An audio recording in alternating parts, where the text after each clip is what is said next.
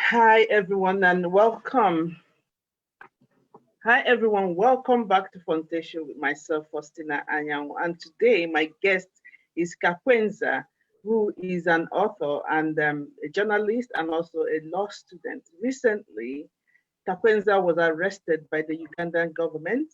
He was was arrested by the military of Uganda, and according to him, was tortured and reprimanded in the custody of the military for a while until the court, gave an order to release him and he was brought to court. So today we are going to be listening to his story, and he claims that he was arrested because of his book called um, um, a book that he wrote, which challenges the corruption of the government. And then he was arrested. Also, as soon as he was released, he wrote another book. We are going to be talking about all of this today on this show with myself, Faustina Anyang, C.Hub magazine, for C.Hub magazine. So welcome, you sit down, relax, and enjoy the show. So welcome, Kakwenza. Thank you. It's my pleasure to have you on the show today. I've read through your story. I have had, a few things of what happened. The government is claiming that you posted something on Facebook, which they claim is contradictory and is misleading in terms of COVID-19, and that's their excuse of why you were arrested for over 2 weeks. But you are counter-claiming something else. So could you tell me what exactly is the story? Thank you, Miss Faustina. On 13, was it 13, 14, Easter Monday, my home was sieged and I was arrested. The people who arrested me, they were wielding guns. They were in army uniform, some of them not in army uniform. So they came to my home, they started searching. They were searching for the copies of the Barbarian, the book I wrote. Unfortunately, they could not find any. So they arrested me with my computer and my phones. And they took me to the military barracks, that is CMI. And they tortured me, asking me where the copies of the book were, until I had to talk. They really beat me hard and they hanged me when I had refused to talk from the beginning. When they hanged me for the whole night, that is when I talked. I told them I have a copy at home, only one copy. So they drove me back. That is around 120 kilometers from the barracks to my home.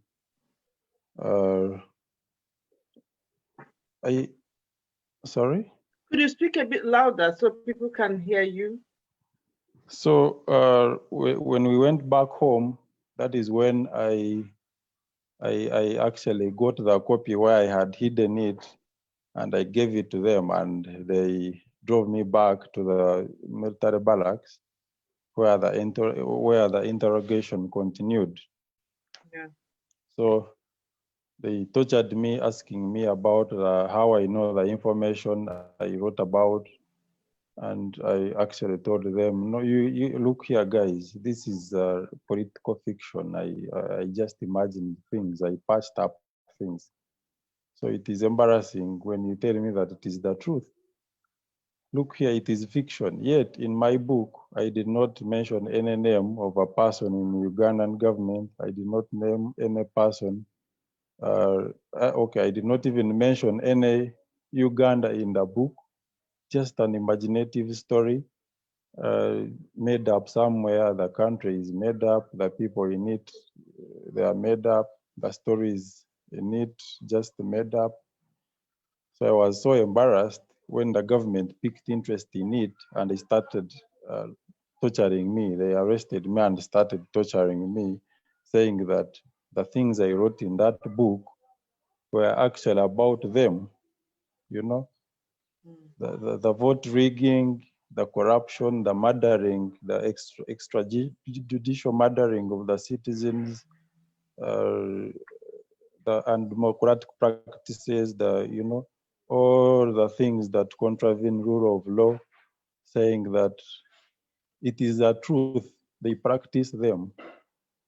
I just imagined the things and I wrote about them in relation to what is happening in my country.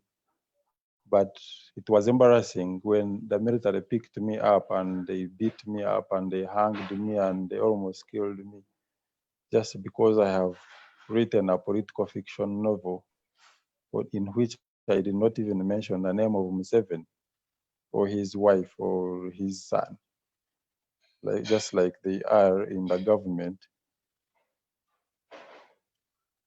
Yeah. So when I was taken to court, I was so shocked when they introduced a case that I mobilized the people to go against presidential directives as far as coronavirus is concerned. So it didn't, actually, I didn't know that they would do such a thing. I was expecting this case, so they brought another case. I was expecting maybe defamation, and they all are harassing the president, cyber harassment, and they brought this shit of accused with doing an act which is likely to spread a disease, which is coronavirus.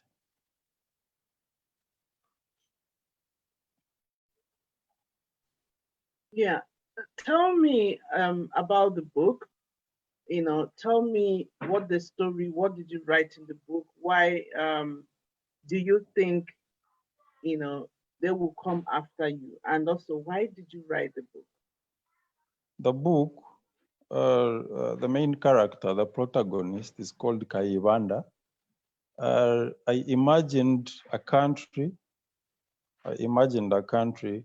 I started from his grandparents, his mother. Okay, his mother and the father settling somewhere.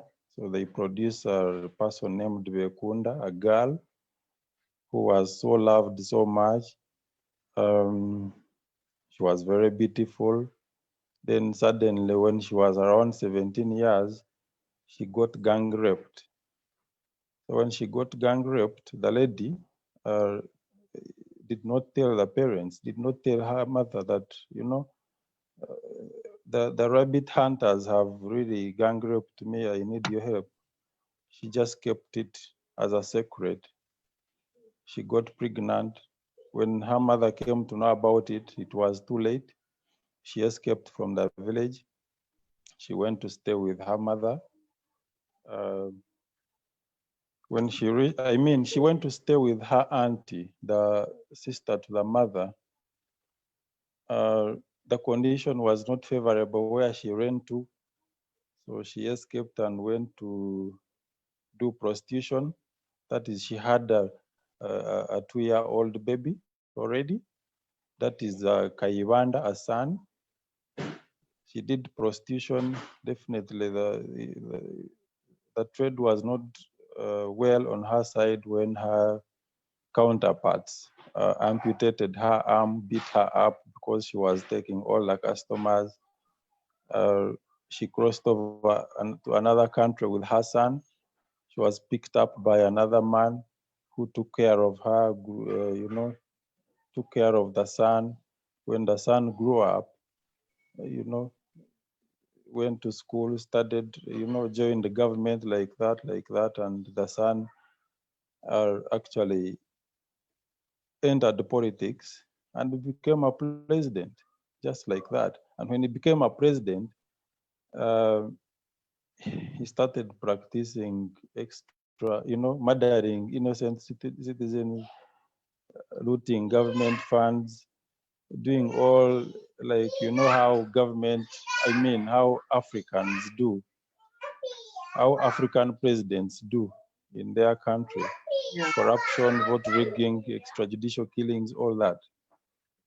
So when the citizens of that country saw it was so enough, so in their neck, they decided to demonstrate, go on the streets, Mhm. demonstrate against the president. They demonstrated for the first day, for the second day. They kept the resilience until even until the police and the army came in and joined them, and they catapulted the president. They Yeah. uprooted him from power. Yeah, the power he had, uh, enjoyed for almost 40 years. Mm. So when they read that, they thought that I was talking about President Museveni, and they came for me. Now, when you were writing this book, did you Mm. ever have in mind that it would, get to the attention of the government, let alone them No, arresting you for it? no, because I have ever read books like Animal Farm. I have ever read Animal Farm. When you're reading Animal Farm, definitely you think about President Museveni. You think that George Orwell, when he wrote it, he meant President Museveni. Definitely, when you read my book, you definitely come to a conclusion that I wrote about President Museveni. You know, Yeah. it is these things of writing. You never know. It is like preaching. When a pastor is on the pulpit preaching about something, you know, some people in the audience, they may think that the pastor is preaching about them. Mm. It is like talking about that, and the pig gets annoyed because definitely the pig is a dirty animal. Mhm. So when you talk something about corruption, about someone who is an outlaw, Mm. about someone whose origin is not known, about someone whose age is not known, about someone whose mother, I mean, whose grandmother and grandfather are not known, definitely President Museveni has to come in and get annoyed that you have talked about him. For him, he thought maybe I was writing an autobiography about him. Mm. Before the book, before writing this book, have you been you know have you been campaigning or doing anything? Have you been an activist? Uh, I can't say no, I can't say yes, because I've been very busy I've been busy doing my things, reading books and this and that, no time for engaging in active politics. But definitely, I have people I support in opposition, people who are against Museveni. Definitely, I cannot say that I support Museveni. No, I do not support him, Mm. but not so vigorously, or you know. I What cannot was say your that mind? I've been so active in politics. Yeah. What was your mindset when you named the book, when you gave the title, "The Greedy Barbarian"? What was in your mind? Now I know Uh, you wrote the story perhaps as fiction and all, but when you were deciding the title of the book, what was in your mind? What was my mind was to enlighten the African people, enlighten them that with unity, with resilience, they can actually chase away the dictatorships they are entangled in. Okay, we are entangled in. That is why I wrote about the very problems that are affecting African politics.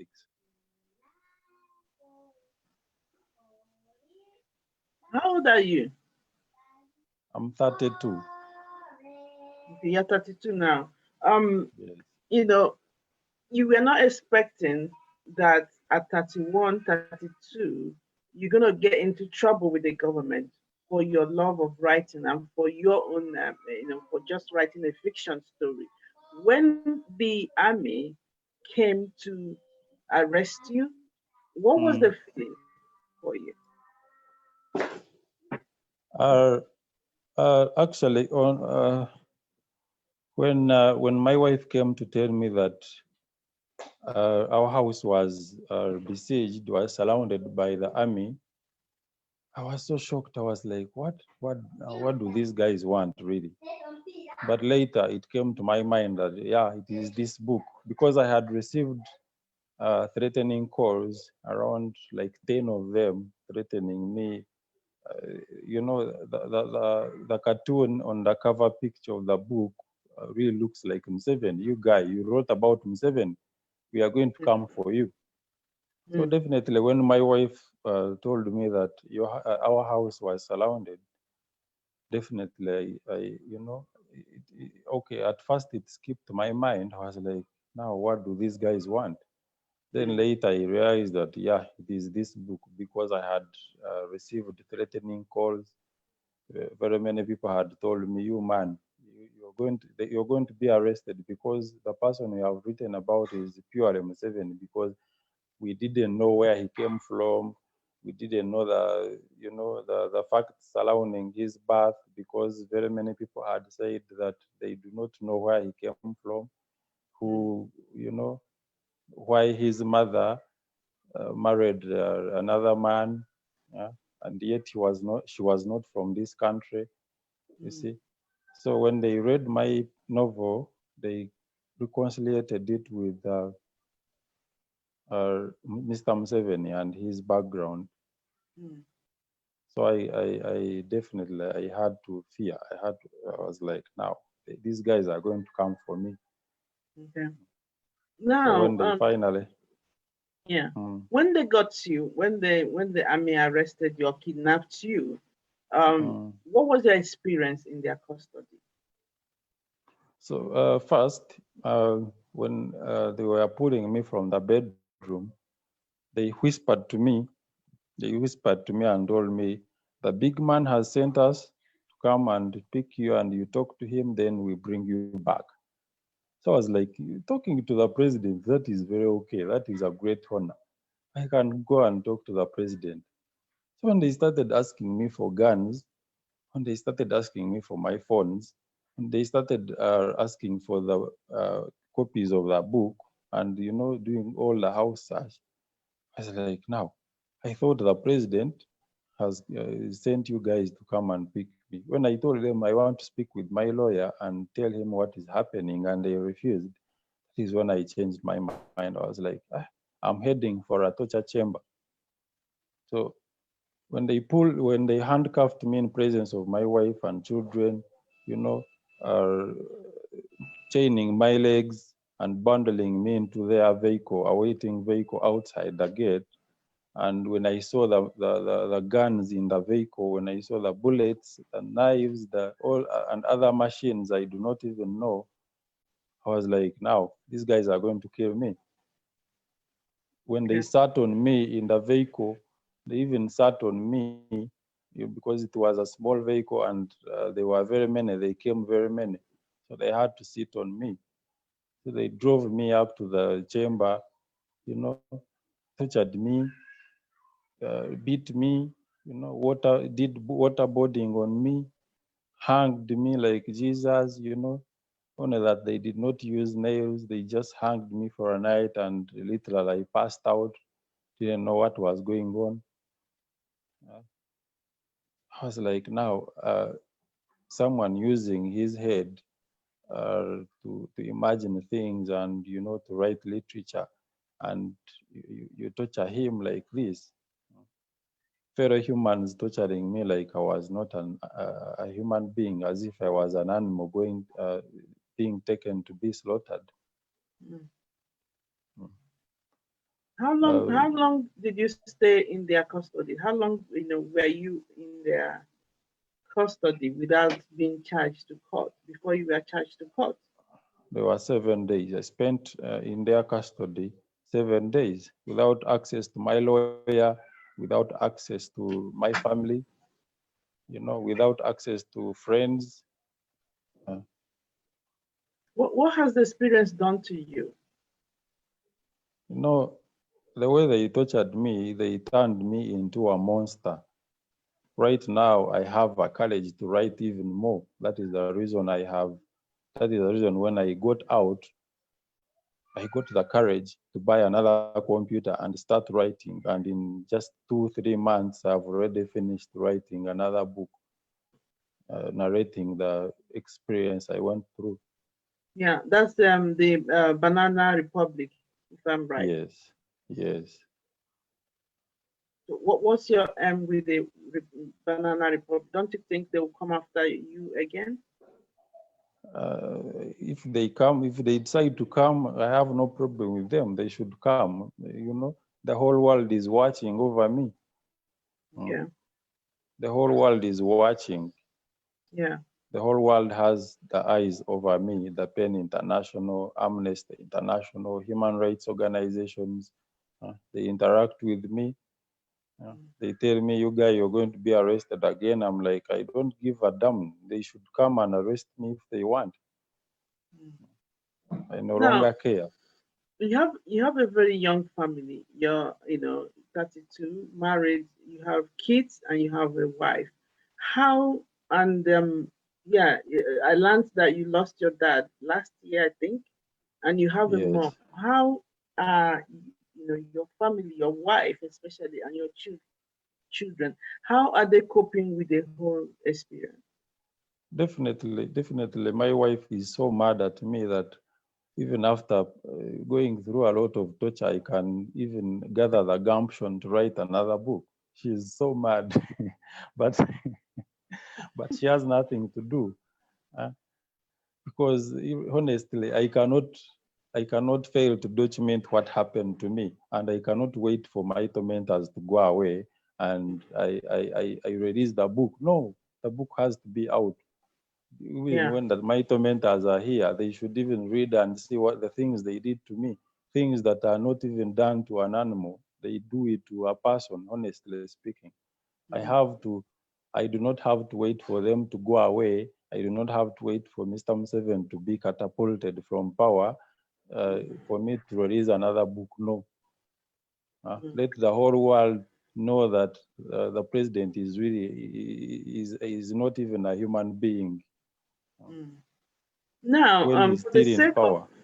for the sake of people who don't know much about Uganda and what is going on in Uganda, just even minus you and your book and everything, what is the daily life? What is the daily experience that the Ugandans are having of their leadership at the moment? Uh, you see, Ugandans were really tired. We are really tired of this president. He has been in power for uh, 35 years. He has never been, elected to be a president, but he just, his, uh, his, his legitimacy is actually questioned. You know how he uses institutions Mm, to sustain his power. He erects he appoints the judge, the judiciary. He's the one who appoints them, the judges, justices. He appoints the people to man electoral commission. He appoints everyone, even in the police.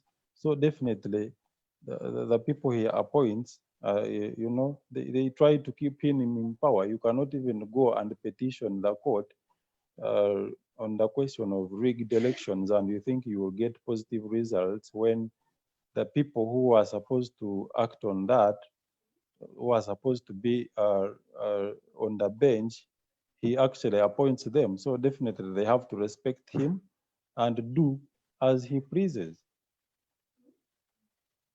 Now, So we see. right now, the population is actually everyone is against him, but you know, he's computer generated. He's a computer generated president. The population votes against him, but the electoral commission decide to, there is a way they do with the votes, and definitely they announce him as a winner.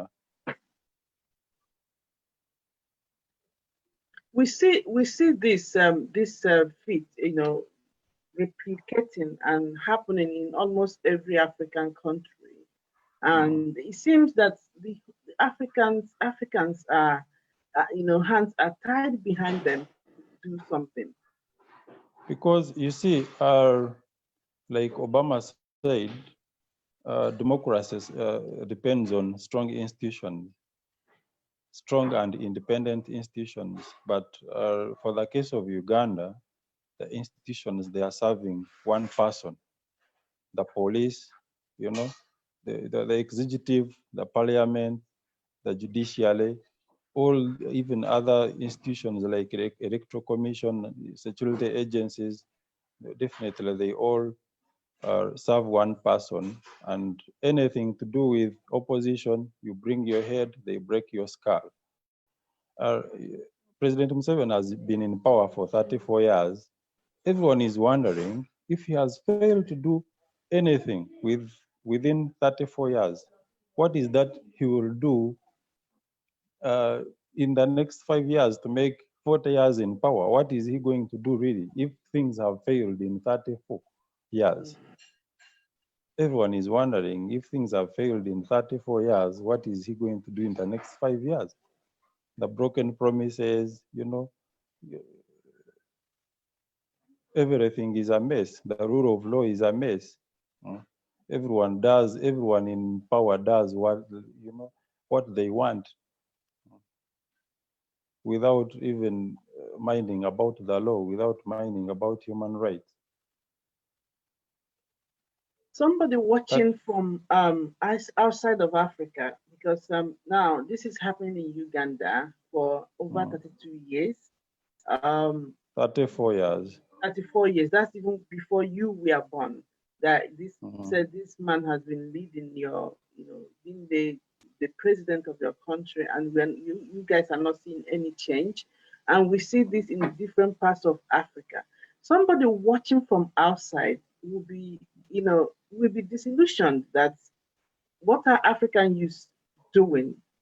Given the history of Africa, both mm, slavery, colonization, and even poverty still happening for years and years. What will happen before African youths, especially, will be able to say enough is enough? mm. Now, Museveni, you see, he's using, as I told you, he uses institutions to sustain his power. Uh, the youth who would be very much annoyed by him, whoever raises a voice, he calls him or her, let us do this and this. Tomorrow, the person will do otherwise. You will find that he has been appointed or has been given a lot of money to shut up. So because we are very poor, because the population is very poor, we cannot refuse crumbs. Everyone whose ideas are visible out there in the State House where Museveni is called, and I say, now, let us give you this, let us give you a job somewhere you go and do. Definitely, if you do not have a job, you're very poor, you're fighting to, you're in opposition because you are jobless, you don't have a job after studying. Definitely, when you're given a job, you will accept it and you give up on the struggle. You leave others struggling. So, what do you tell an average African? What Mm. with your own experience now, with what you have seen, what you have gone through, and what you keep doing now? What would you tell other African youths?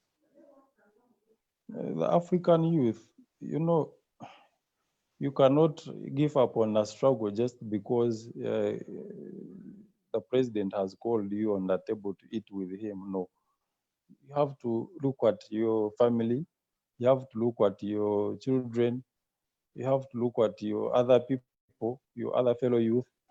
Not everyone is going to be called on the table.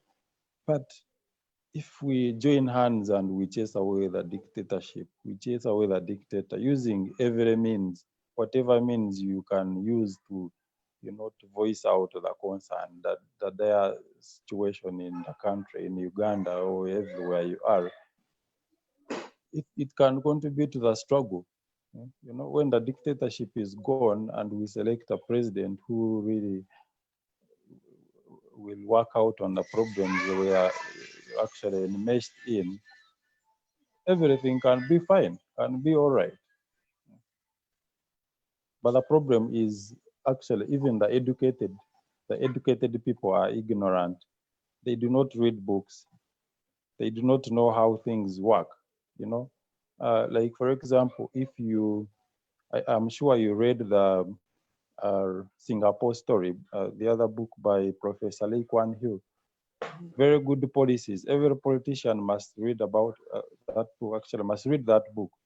If you read it and you come to know how Singapore started from scratch, from nothing, and within 15, 20 years, it was a first world country.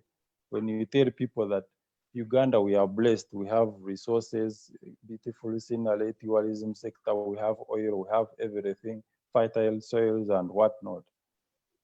Uganda can be a first world country within 10 years if we have good leadership, not these ones who move around with begging bowls. Like for example, Museveni moves around with begging bowls, goes to London, is given money, he comes back here, he buys an aeroplane to use as an ambulance for his family. Something which is counterproductive.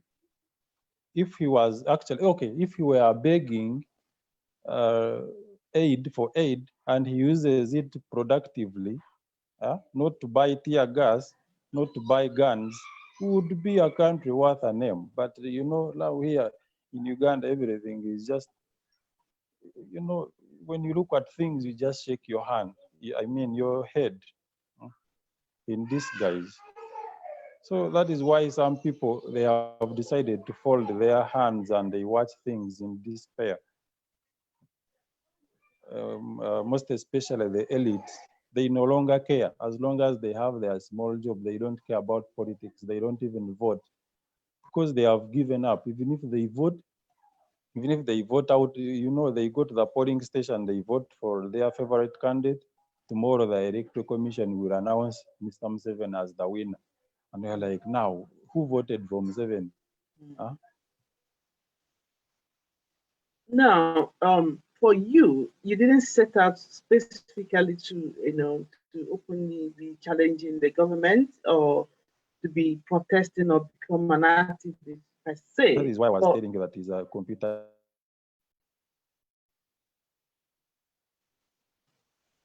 Are you there? Have I lost you, Kakwenza? Hello?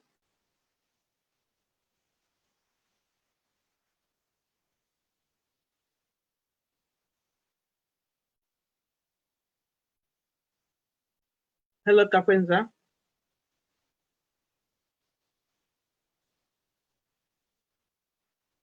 It seems we've lost Kakwenza there. We are talking about his book, the first book that he wrote, which is, are you there, Kakwenza?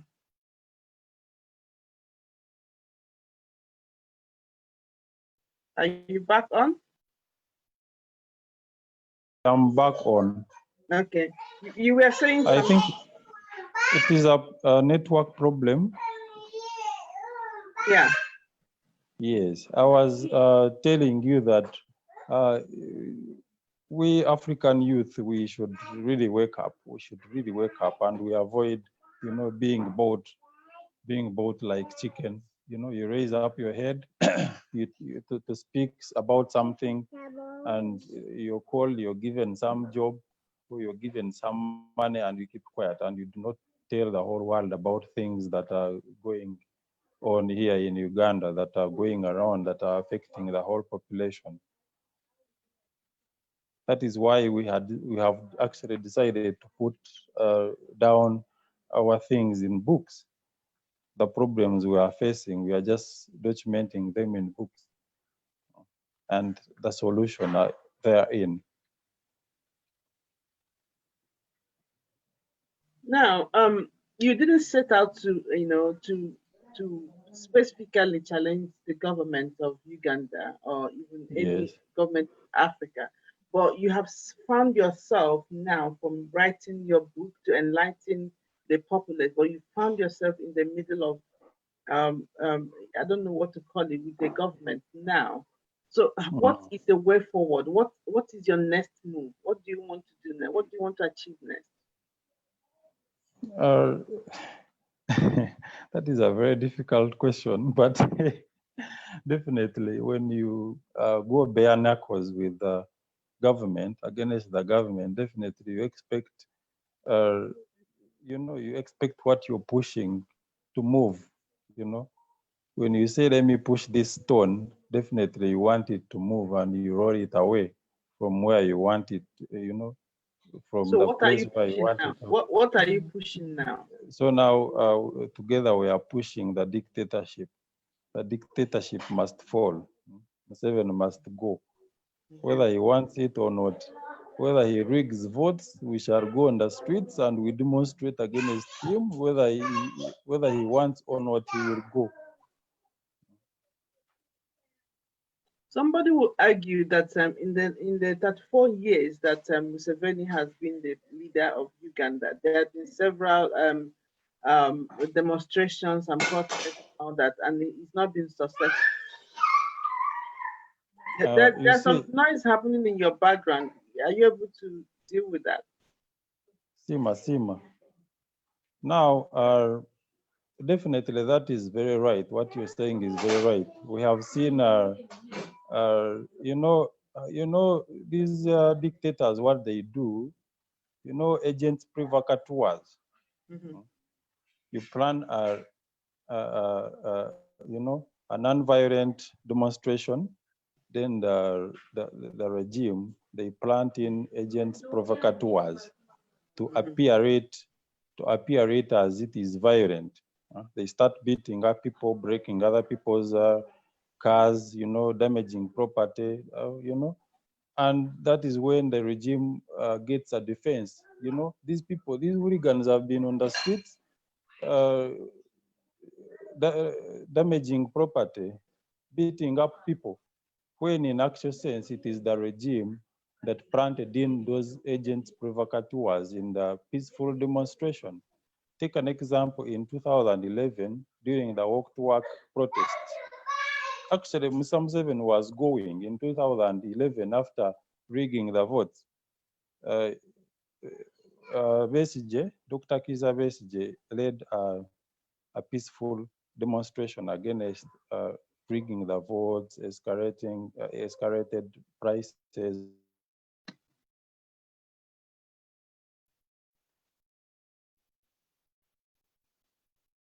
It seems I've lost Kakwenza again.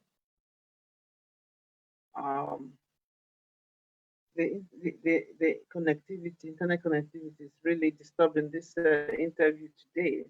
So Kakwenza is a 31 year, he said 32 now, year old law student. He's also a journalist and an author. And he wrote a book called The Greedy Barbarian. And upon release of that book, the government of Uganda arrested him and he was held. In fact, he called it kidnapping because one, the family, his lawyer, were not told, we're not, he was not allowed to contact them. So he was held for about 7 days before the court of justice made an order for his release and appearance to the court. I think you're back now. I think Kakwenza is back. So now this is the book that we're discussing. This The Greedy Barbarian, and this book this visibly illustrates the what we are seeing in the African majority of African countries, what the leaders are doing, the greed, the embezzlement, the torturing and oppression of the people.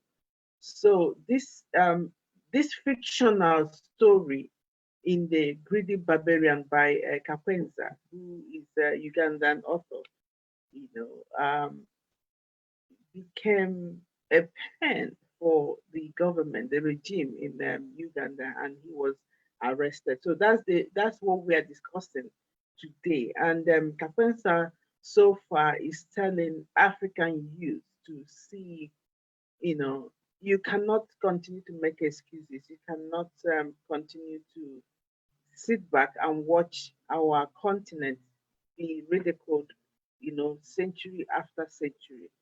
The internet is not letting us continue. So hopefully we'll get Kapenza again sometime, and we will continue to discuss his strategy, what he wants to achieve right now on his own path, and then how he can inspire the other nations, other African nations to, strive for a better governance. So thank you for listening once again from me, Faustina Anyanwu, on Tough Talk today. Bye.